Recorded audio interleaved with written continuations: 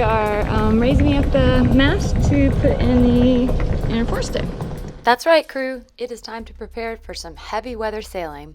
As you saw in the video last week, the Gulf can sometimes, on a bad day, offer very heavy winds and very short period heavy seas. So for sailing to Cuba this winter, Phillip and I wanted to be sure our boat was rigged out for heavy weather sailing.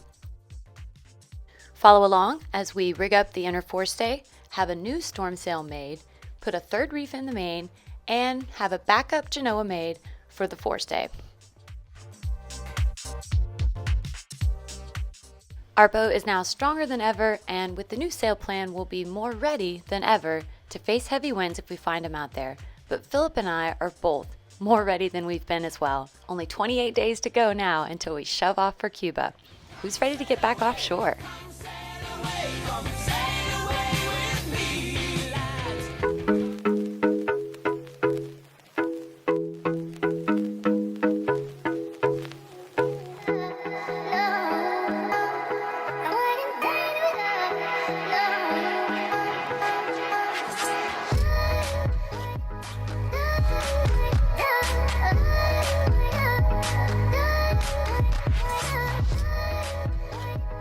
Sweet. So we are going up the mast today to put in the inner forestay, and then we can run it down to the deck, tighten it down, get it really, really tight, and hoist our new storm sail, 35%. I'm excited to see how big it is on the boat. Ready! Ready! What the heck does all that mean? I'll show you. Our Niagara 35 is obviously a sloop rig, but back in 2014, before Phillip and I sailed to the Keys, we had an inner forestay put on by our local rigger so we could hoist a storm sail.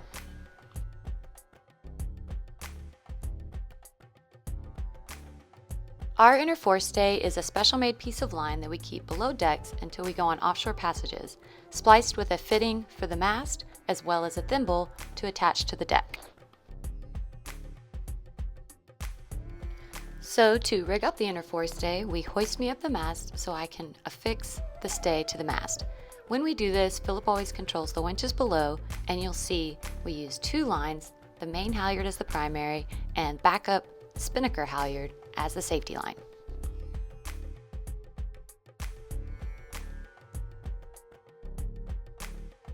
I actually love to go up the mast. I get a little selfie crazy with it.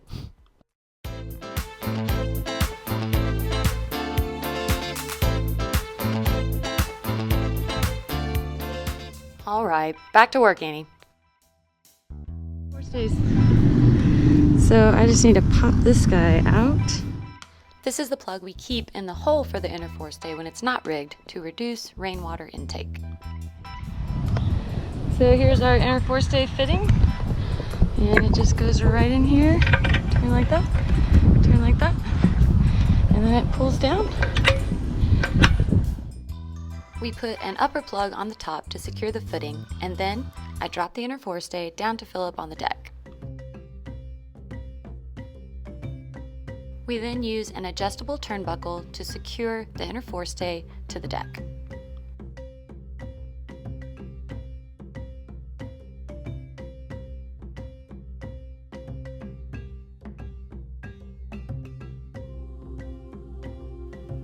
For some unknown reason, we think it may be the new rigging and more rake in the mast, our turnbuckle was just a bit too short to reach the inner forestay.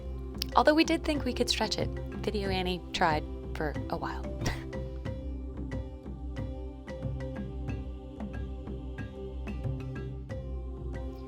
While we will be getting a new extender to make it work, we rigged it up just for the day with a spare turnbuckle so we could hoist the new storm sail. So let's talk about the storm sail.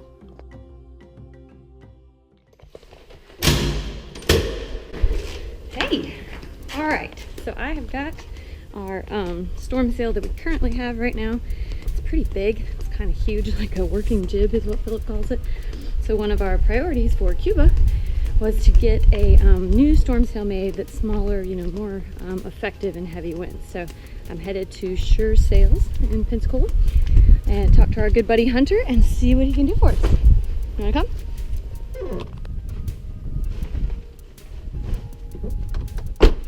Phillip and I here in Pensacola have a lot of great resources for cruising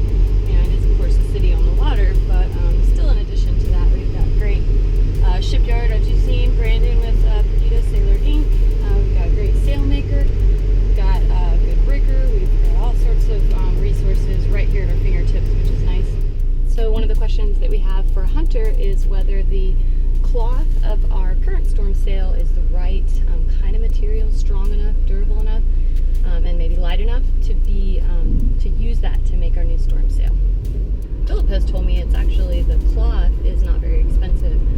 It's all the stitching and sewing and work and labor that goes into it, so it may be very nominal cost to just buy more sail material and have him make a new storm sail from scratch. It's kind of what we're thinking he'll say. But then we'll have this as a backup. It can be like a backup Jenny.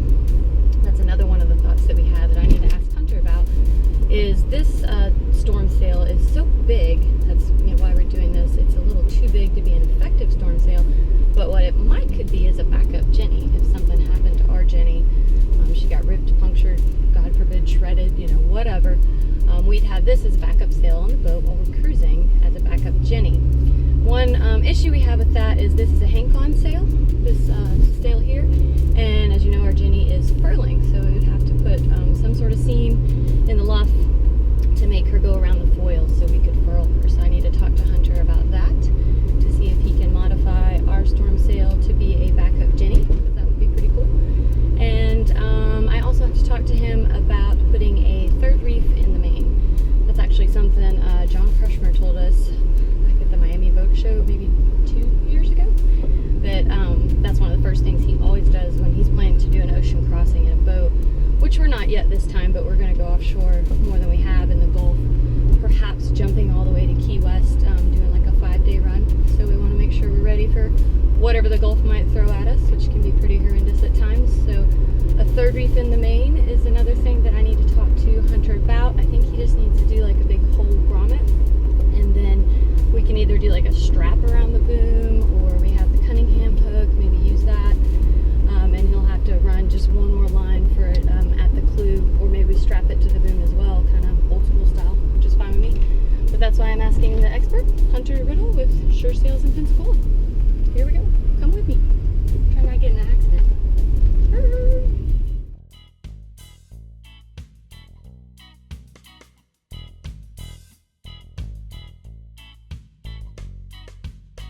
And we're very lucky in Pensacola to have someone who's been making sails for over 30 years. He knows most of the boats in the community and can pretty much custom make anything you need. Meet Hunter with Sure Sails. I don't know if you call it a storm sail or if it's a working jib. Pull it out and see what we got here. Pull it out and see what's happening here. This is the old storm sail that was on our boat when we got it, and you'll see as Hunter and I lay it out, it is rather big. I wasn't even sure what do you think of the material? That's one of our It seems to me it's a little light. main Storm course. jib needs to be triple stitch, needs to be heavier. That's what I was thinking. And there's different definitions of storm jib. Okay. Like if you're going across the Atlantic, it needs to be tiny, tiny, tiny. Yes. But if you're going to the Bahamas, you don't want to make it so small it's useless in anything under 40 knots. Doesn't work for you then. You know what I mean? Yep. That's what we're kind of Typically, thinking. you guys are going to the Bahamas, right?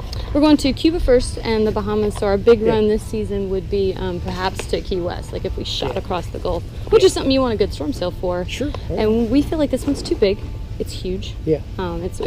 Phillip called it a working jib because it's so massive. So what we were pretty sure you were going to tell us is for a storm sail, Yeah. it's not the right material. Yeah, I'd like to see something smaller, heavier, and more stretchy. Okay. Hunter is definitely well known in the sailing community in Pensacola and someone we certainly trust to put together our heavy weather sail plan. Once we'd put in our order for a backup Jenny, third reef in the main, and new storm sail, Hunter was gracious enough to give me a quick tour of his really cool sail loft, including his electronic sail plotter.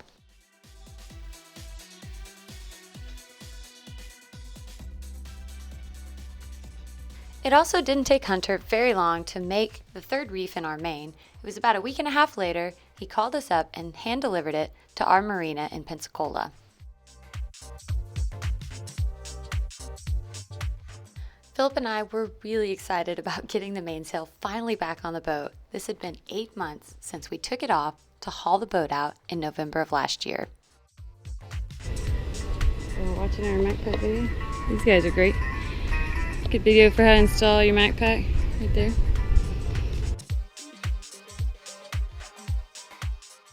Reconfiguring the stack pack was definitely the harder of the two projects. Getting the mainsail back on the boat and hoisted back up was fairly easy, particularly with the strong tracks we'd had put in 2013.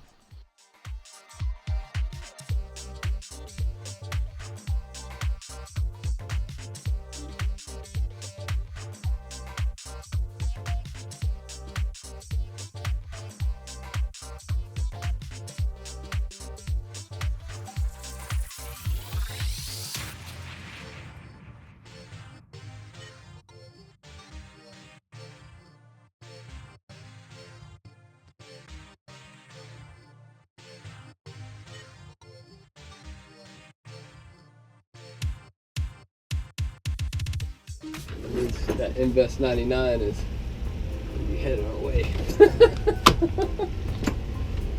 Boy's talking smack. He's talking to Brandon, joking around. And then we put our sail on. Storm's coming. Got a tropical storm in the Gulf we're watching right now. Gaston.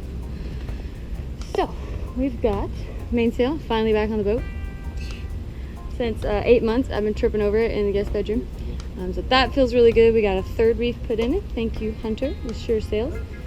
So ready to go with the third reef there. And he's making our storm sail. We decided to go with, debated a little bit between 50% or there's 25%. If you're like gonna cross oceans, you get 25% smaller. If you're just gonna kind of cruise around in the Gulf, you do 50%. And we kind of wanted something in between that would be a little safer in case we got heavy winds, a little bit more cautious. So we did 35%. And we also did, we had a big working jib that used to be, we thought was like a backup Jenny, and we actually thought it was our storm sail initially. And that's what I said when I pulled it out. It's huge! So we had Hunter put a luff in it so it can be a backup Jenny on the forestay. And we have that right over here, I forgot. So we gotta get the backup Jenny. Thankfully, Hunter was able to pretty easily modify our old, rather big storm sail into a backup Jenny that would furl around the forestay.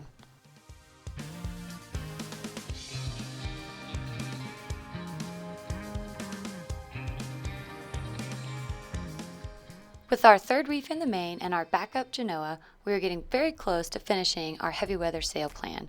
We took the boat out the following weekend to fiddle around with the new mainsail and rerun the reefing lines through the boom.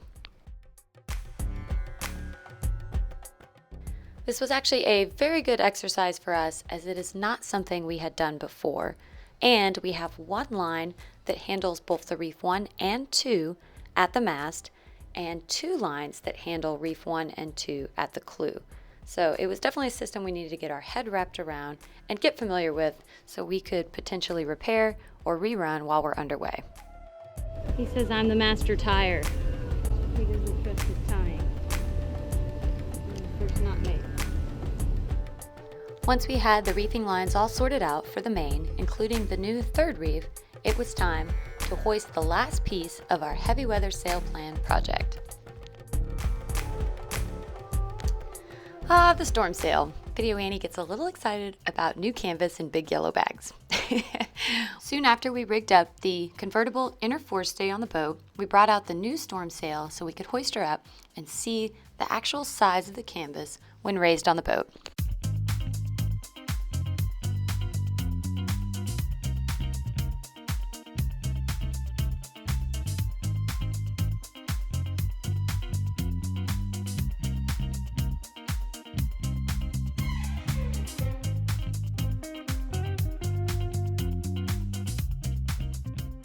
We were definitely pleased we went with the 35% size on the storm sail, as I believe it's the right balance between small enough to handle gale force winds, but large enough to steer yourself away from danger in heavy weather.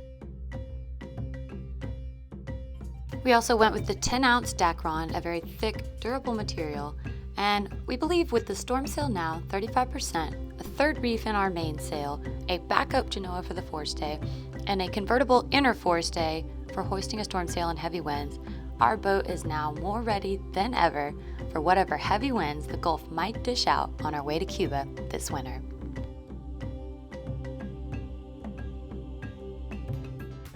Hey crew! If you're watching this on Friday, November 18th, I leave for Isla Mujeres in 2 days, November 20th on SV Libra.